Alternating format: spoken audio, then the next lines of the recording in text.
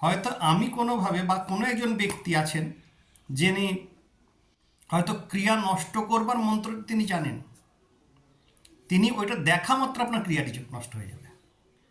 যে কোনো ভালো জিনিসকে যতক্ষণ না ফলপ্রাপ্তি হয়, যেমন একটা বাড়ি কিনেছেন, অ্যাটলিস্ট 1 মাস থাকুন, তারপরে স্ট্যাটাস দিন। অন্তত যদি আমাকে জিজ্ঞেস করেন যে কতদিন বাদে স্ট্যাটাস দেওয়া উচিত, আমি বলে 1 বছর বাদে দিন।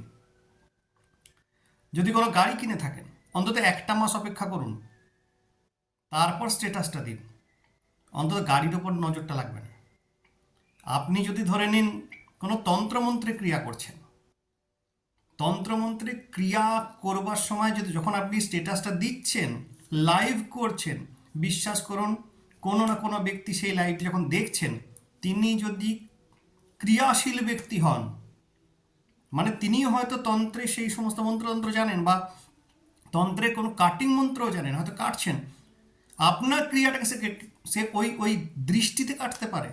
তার এক্সাম্পল দিয়ে বলি, যে এই যে বললাম যে কথাটা, যে সেই ব্যক্তি পিঠে ফাটার মন্ত্রটি যখন জেনে যায়, তিনি ব্যক্তিগতভাবে রিকোয়েস্ট করতেন সবাইকে, দয়া করে আপনারা যখন পিঠে হবে আমাকে ডাকবেন না, বলবেন না, যতক্ষণ না পিঠেটা হয়ে যাচ্ছে।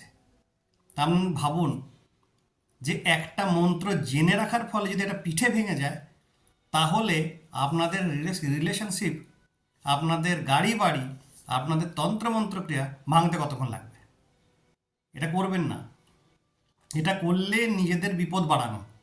সেই সমস্ত লোকের চোখের সামনে আপনি এনে দিলেন যে সেই ব্যক্তির অ্যান্টি ওয়ার্ক বা অ্যান্টি রিয়াকশন জানেন, আপনার ক্রিয়া কিন্তু ফলবতী হওয়া মুশকিল আছে, আপনার রিলেশনশিপ মেনটেন করা মুশকিল আছে।